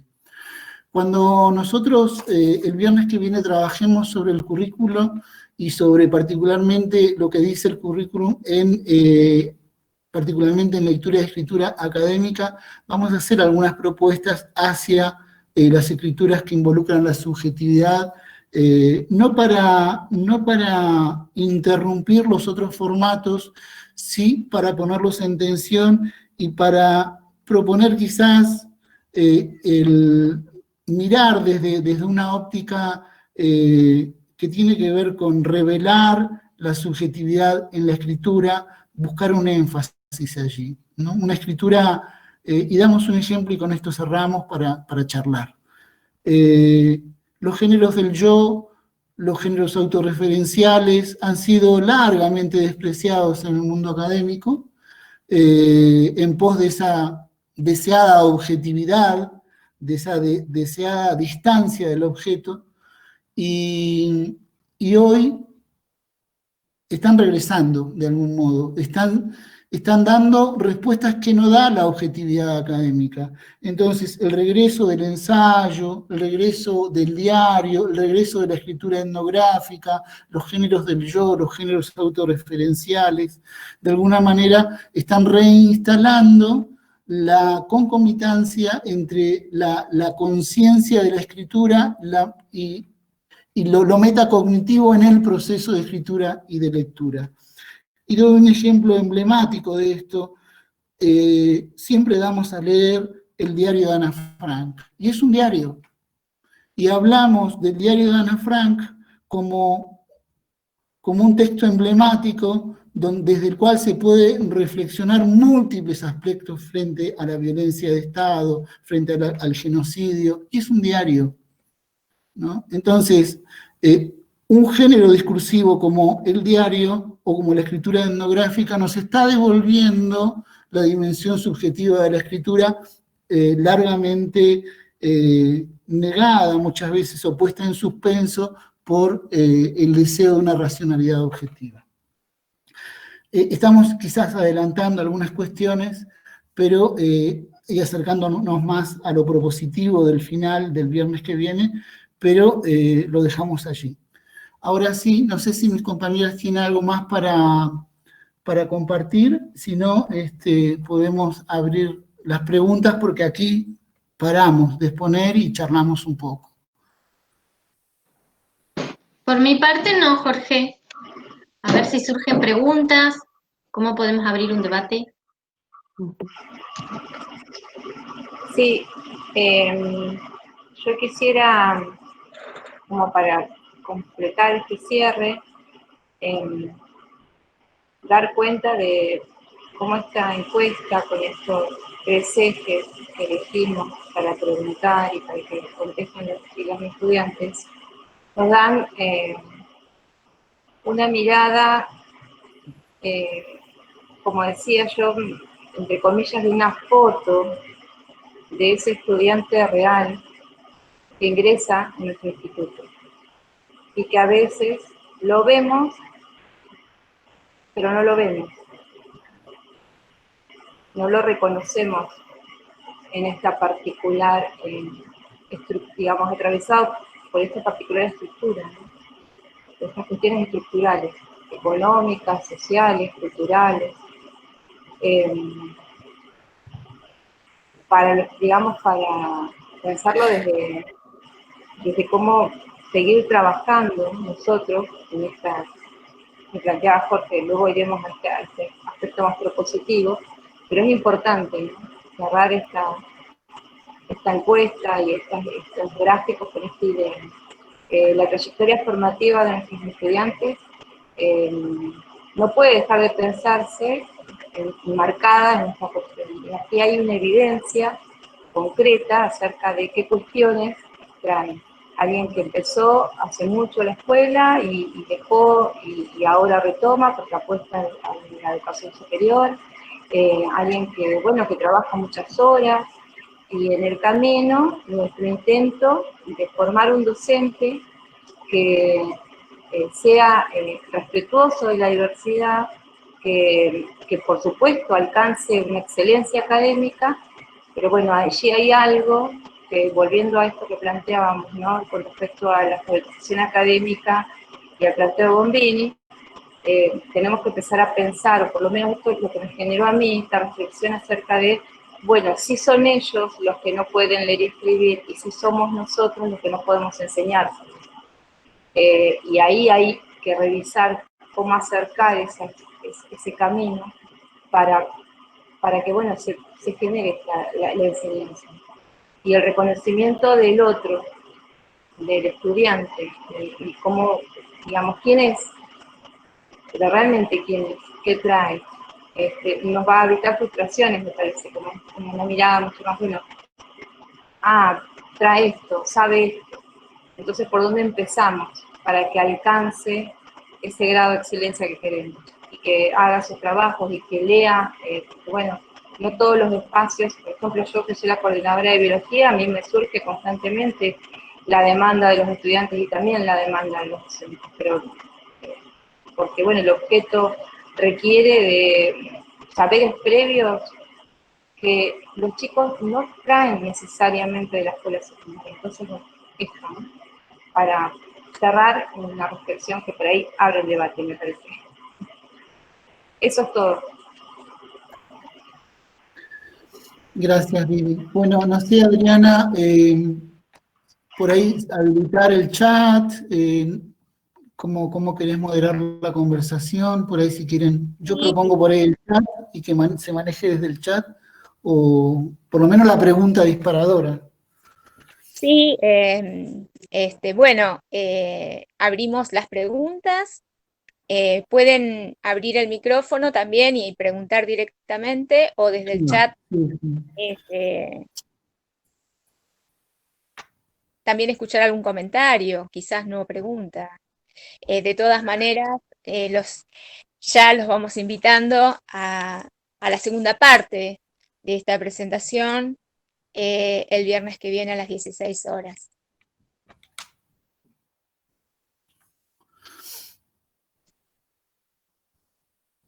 los dejaron callados. Bueno, sí, la verdad, voy a tomar la palabra, la verdad que sí, les agradezco muchísimo porque son cuestiones profundas, son cuestiones de proceso, de cambio de mentalidad en nosotros mismos y mismas. Yo quería hacer hincapié en algo, en esta idea de diversidad que se refirió Jorge en un inicio y que es parte de su marco teórico, y que mencionaron todas las compañeras también, tanto Viviana como la otra investigadora, que ahora no sé, me olvidé el nombre, Nadia. Una idea de diversidad no como tolerancia o respeto o distanciamiento, sino una idea de diversidad como riqueza. Y hago alusión a esto de que a veces nos pasa de si tenemos una idea de escritura académica o de lo académico como lo objetivo, como el modelo, un modelo homogéneo, evidentemente no vamos a ver toda esa otra riqueza y vamos a tirarle la pelota al estudiante que no se puede amoldar a nuestro criterio único, ¿no? Y porque a veces las palabras ahora, y acá se nombraron los 90, los años 90,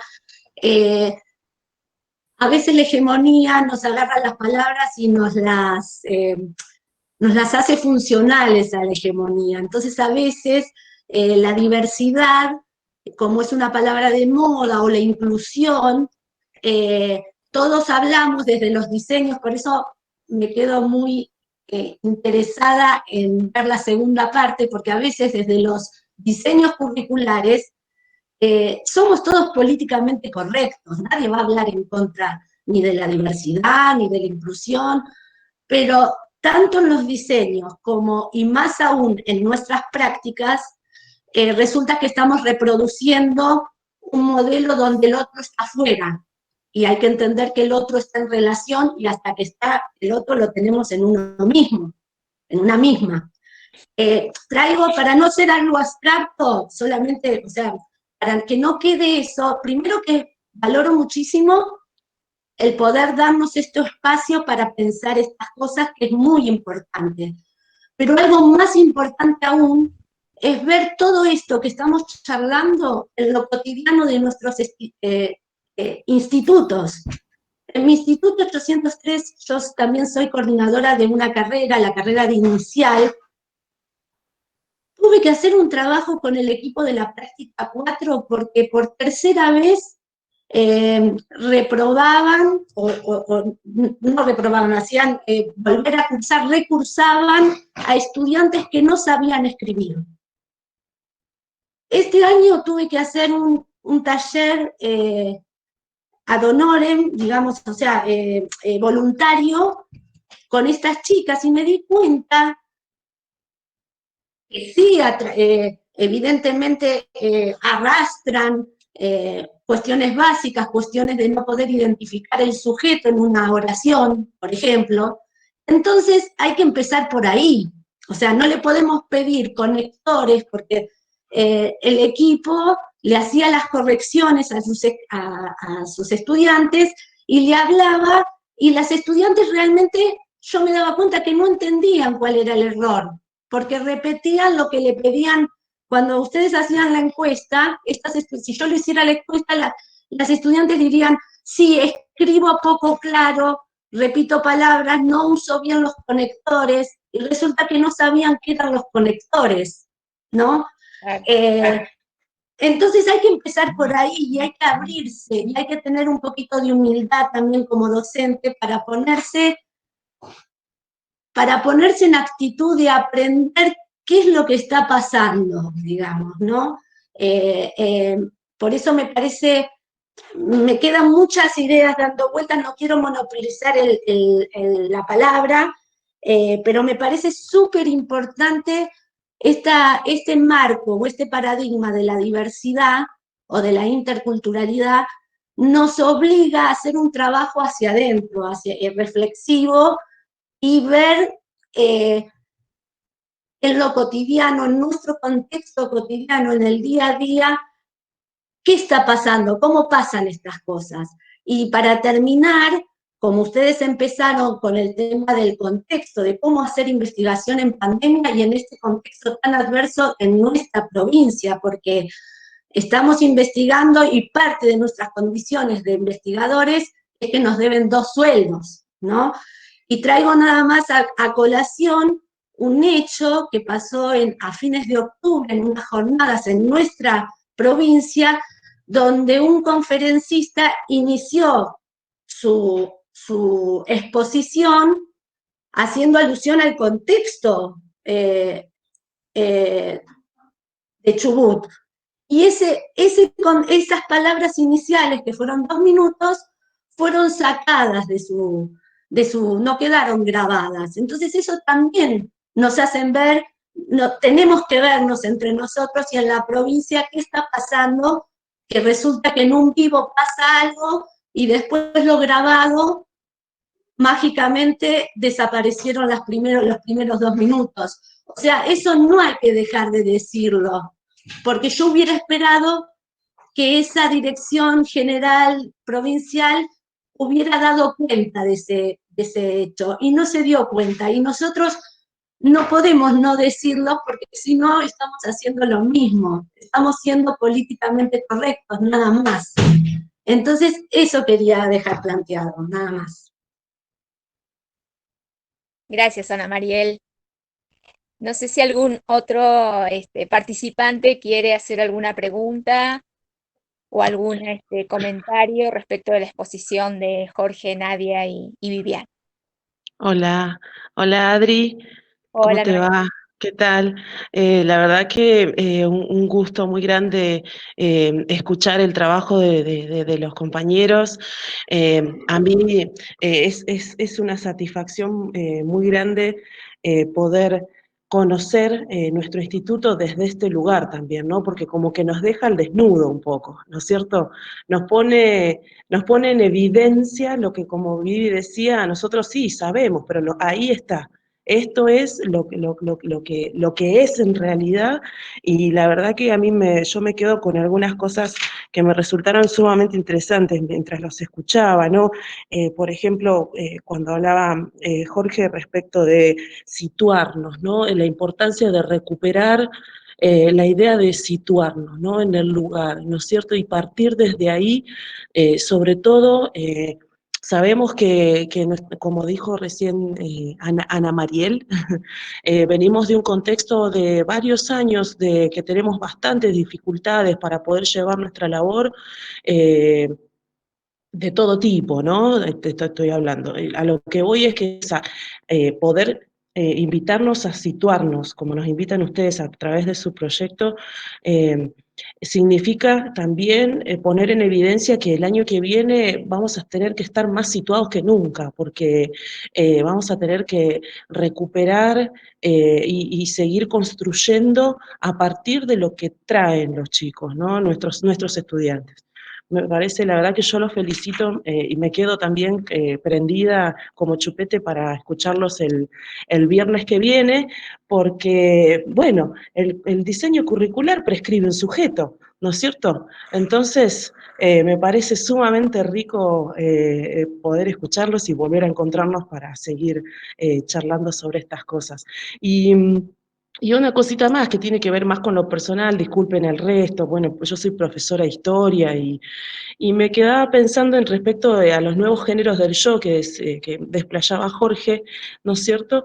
De las subjetividades, ¿no? Y bueno, como historiadora ya a mí yo recupero la noción de memorias, ¿no es cierto? O sea, volver a recuperar desde las memorias también esas subjetividades, ¿no? Me pareció, así que un poco en lo pedagógico también me pegué un viaje así como en la construcción personal y les agradezco un montón, la verdad que me voy muy contenta y con mucho gusto de escucharlos. Gracias, Noel. Gracias, No sé Noel. Gracias, Mariel, si también. alguien más quiere hacer alguna pregunta o algún comentario. Adri, ahí en el chat hay un comentario de Rosana y una consulta de Astrid. ¿A las querés leer, Nadia? Bueno, Porque como Rosana Cardoso puso un mensajito. A medida que compartieron tanto el marco teórico, metodológico, como los hallazgos, fue cada vez más interesante y sorprendente la mirada en espejo que nos devuelven. Gracias. Y respecto a la consulta de Astrid, me preguntaba, ¿cómo trabajar en el delgado límite entre tolerar al otro y reconocer la diferencia y la agencia sin profundizar la desigualdad? Claro, hermosa la pregunta de Astrid. Y ahí hay que retomar, creo que yo, lo primero que decía Mariel, ¿no? Es compleja la palabra diversidad. Nosotros la traemos juntamente porque genera muchos ruidos, genera mucha complejidad. Y incluso la interculturalidad y todos los conceptos que tienen que ver con la heterogeneidad y con la diferencia, como toda categoría pedagógica, como toda categoría cultural, son categorías en disputa, son categorías que no están ajenas al trato, de la hegemonía, a la apropiación y manipulación, ¿no? Entonces, cualquier categoría que nosotros hubiéramos utilizado, fuera diversidad, fuera diferencia sola, interculturalidad, multiculturalidad, cualquiera tiene sus disputas por el control de esa categoría, ¿no? Esto la lucha entre hegemonía y contrahegemonía no solamente se da a nivel territorial material, sino también en los conceptos. En nuestro universo, los conceptos son territorios en disputa. Y en ese sentido, la categoría de diversidad es una categoría problemática, y en nuestro caso, por eso, de alguna manera la rodeamos con la categoría paradigmática de interculturalidad. Porque justamente la diversidad muchas veces es manipulada desde esta idea, desde este sujeto homogéneo que tolera la diferencia, que tolera la diversidad, desde un humanismo eurocéntrico, desde un humanismo eurocentrado y desde una razón de la tolerancia que vamos a revisar que subyace en el diseño, como decía Noé. Y profundizando en la idea de interculturalidad, que tampoco es una categoría acabada, que también está en disputa, porque a veces sirve solamente para acallar, para satisfacer. El tema es el horizonte que le damos, ¿no?, a las categorías, y su praxis, y su agencia, y cómo la ponemos en juego, en la localía, en la materialidad concreta, en la circunstancia histórica concreta. Nosotros entendemos la interculturalidad en su horizonte decolonial de nuestras relaciones, ¿no? La interculturalidad con corazón y meta de la decolonialidad, del ser y del saber, como praxis decolonizadora de las relaciones, en este caso, del sistema educativo, de las prácticas, pero también una herramienta que nos permita revisar críticamente nuestras prácticas. Quiero decir, la interculturalidad como corazón y meta, como dice Walsh, con corazón y meta de decolonizar. Descolonizar, también revisar críticamente este lugar de enunciación. Revisar nuestros lugares de enunciación. Esta idea del déficit está en el otro, como dice Bombini. El déficit siempre está en el otro. El otro está en un proceso de formación, pero siempre el paradigma remedial, el paradigma del déficit en el otro, y darse por un momento, por eso nosotros traemos la idea de interculturalidad como una herramienta, como un momento epistemológico que nos permita reflexionar sobre nuestras prácticas, reflexionar sobre el lugar emblemático, simbólico que tiene la academia o el nivel superior. Una posibilidad de recursividad. Y eso no quiere decir aflojar en el nivel de exigencia, aflojar en la búsqueda de la excelencia. Pero la búsqueda de la excelencia no puede hacerse sobre el olvido de quién es ese otro, y del lugar de poder y del discurso de poder que es toda institución académica. Entonces, la interculturalidad crítica, con corazón y meta de la decolonialidad, nos invita a decolonizar un poco, a pensar decolonialmente nuestras prácticas y saber conscientemente de que este es un lugar de poder, discursivamente de poder, simbólicamente de poder. No sé, no quiero excederme mucho en estas cosas porque el viernes vamos a charlar sobre el diseño, donde es mucho más visible el deseo de sujeto que subyace en el diseño y el contraste con esta encuesta pobre, insuficiente, pero reveladora, evidentemente. Yo solamente decir que todo este rescate de la subjetividad y de la narrativa centrada en lo subjetivo está recuperado en toda la... Hay mucho ruido, ¿no?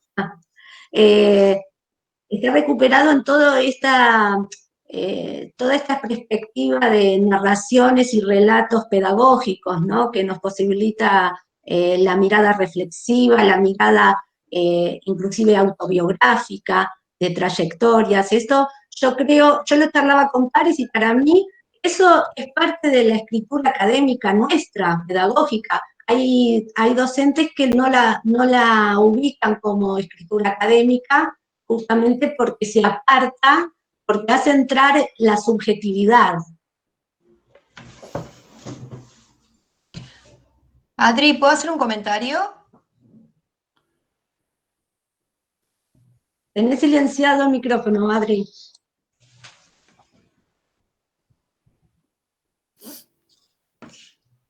Sí, Rox, te Ah, escuchamos. gracias. Bueno, no, más que nada decirle a mis colegas, compañeros de tantos años, en especial Vivi, que compartimos años, que ha sido un placer, doble placer. Primero, porque me enorgullece profundamente tener gente, colegas que tengan tanta preocupación por el meollo de la cuestión en la formación. O sea, es un placer poder decir, bueno, yo pude compartir con estas personas, porque creo que con este tipo de investigaciones se trata de llegar al meollo, ¿no? A decir, bueno, ¿cómo acojo al otro? ¿Cómo es nuestro lugar? ¿No? Creo que son preguntas, como comentaron ustedes, muy profundas, y bueno, creo que este tipo de... Ya la pregunta, ya preguntarnos nos acerca a alguna solución. No sé si una solución en el mediano plazo, pero ya esto que recién lo volví a escuchar a Jorge cuando decía, bueno, cómo nos plantamos nosotros, ¿no? O solamente ponemos el déficit en los demás. Bueno, por eso me parece no solamente lo que expusieron, sino la investigación en sí muy rica. Y el otro día escuchaba a un pedagogo que decía todas las cosas que hemos aprendido en épocas de pandemia, que no son probablemente las que íbamos a aprender y que habíamos propuesto en nuestros planes de trabajo. Y bueno, yo creo que, como comentaron ustedes, esto de cómo conectarse con el otro en la presencia desde otro lugar, ¿no? Es una presencia diferente, acompañar diferente, y sí, me llamó mucho la atención, más allá, como decía Vivi, que muchas cosas las teníamos pensadas, pero que acá tuvimos la evidencia empírica, diría, la profesora Villata. Así que bueno, un placer haberlos escuchado y creo que, bueno, qué bueno que se abrió este camino y que, bueno, creo que va a dar muchos frutos y vieron que siempre los docentes podemos hacer cosas, más allá de las contingencias, y eso es algo que habla muy bien de nosotros como de ustedes como docentes, porque yo un poco ya, bueno, no estoy, así que bueno, felicitaciones y bueno, un placer, porque creo que esto va a dar fruto a la institución y a los profes, a todos. Gracias, Rosana. Muchas gracias. Hola, yo quería hacer un comentario, también en la línea de lo que venían planteando Roxana. En principio, bueno, felicitaciones porque, como ya explicaron, es muy difícil enseñar e investigar en este contexto, así que, bueno, mis felicitaciones por todo lo que han atravesado y por poder lograr esta presentación y compartir sus preguntas, sus preocupaciones, sus avances, ¿no? Pero bueno, me parece como muy, muy importante esto de instalar estas preguntas y de trabajar con los y las estudiantes del primer año, que bueno, en general cuando estamos en presencialidad este trabajo inicial se hace en el seminario del ingresante, que bueno, ya hace varios años participo y siempre se hacía una encuesta que bueno, me hizo acordar a estas preguntas que hicieron en esa encuesta digital, que bueno, sé que están guardadas en la biblioteca del instituto, en alguna caja, porque siempre en algún momento tuvimos la intención de hacer una investigación y celebro que se haya concretado esta iniciativa en este contexto tan particular, y bueno, abriendo tantas preguntas interesantes y desde una perspectiva muy potente, ¿no? Como la interculturalidad y esto de pensar en la lectura y la escritura académica, que es como el tema que siempre está en toda reunión de personal, en la sala de profes, en todos los profesorados. Y me parece que esta investigación va a aportar mucho a pensar y a repensar la formación, pero también pensar qué profesores y profesoras queremos formar, ¿no? Más allá de las prescripciones de los diseños.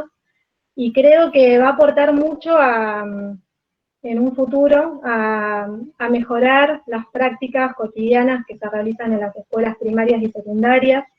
Estos temas me parece que atraviesan a través de muchas investigaciones, capacitaciones, instancias de desarrollo profesional, muchas discusiones que se dan en las escuelas primarias de nivel inicial y secundaria, no obligatoria, pero que bueno, muy pocas veces se dan en un ámbito de superior, que no es obligatorio un nivel, donde muchas veces, bueno, el acceso es libre, es gratuito, pero hacia el interior se dan muchos mecanismos de exclusión, muchas prácticas que llevan a que estudiantes tengan que dejar, ¿no? Por diversos motivos. Entonces, bueno, me parece que esta investigación es muy potente para repensar no solo nuestras prácticas como profesores y profesoras de educación superior, sino también para pensar en nuestro posible impacto, entre comillas, en esas futuras prácticas docentes en el nivel primario y secundario, y en esas relaciones también entre docentes, ¿no? Porque digo, muchas veces hemos visto a lo largo de varios trabajos que estamos desarrollando que muchas situaciones de discriminación, de injusticia, se dan también entre colegas, ¿no? A partir de aquellas diferencias denominadas culturales, ¿no? Atravesadas muchas veces por desigualdades que no se evidencian o que no se profundizan en su análisis, ¿no? Entonces, bueno, vuelvo a felicitarlos porque me parece que estas preguntas empiezan a instalar ahí discusiones que nos debíamos, que muchas veces aparecen, pero que a partir de una investigación se sistematizan y que a la vez nos permiten ir pensando en posibles líneas de acción y de prácticas colectivas para justamente evitar tantas injusticias que se dan cotidianamente, ¿no? Más allá de las injusticias estructurales desde los prescriptivos y digamos, desde el Estado.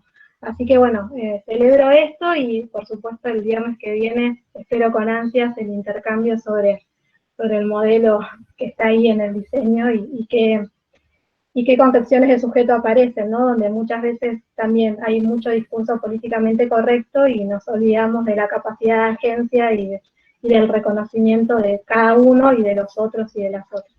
Así que bueno, gracias y felicitaciones nuevamente. Gracias, Andrea. Quiero hacer un comentario que me parece importante, pertinente. Bueno, agradecerle a Andrea sus palabras y agradecer la presencia de Andrea y de Betty porque con ellas compartimos espacios de acción y de trabajo intercultural en escuelas primarias, de Comodoro, investigación pero también prácticas. De hecho, en una publicación que va a salir ahora dentro de poco, que está dirigiendo Beatriz Escudero, una estudiante del profesorado nuestro va a hacer una publicación respecto de interculturalidad y literatura mapuche. Que es producto, yo llevé esa propuesta, producto también de trabajos que fuimos haciendo en escuela. Recordame qué escuela, Andrea o Betty, en qué escuela fue que hicimos el trabajo de los relatos de zorros.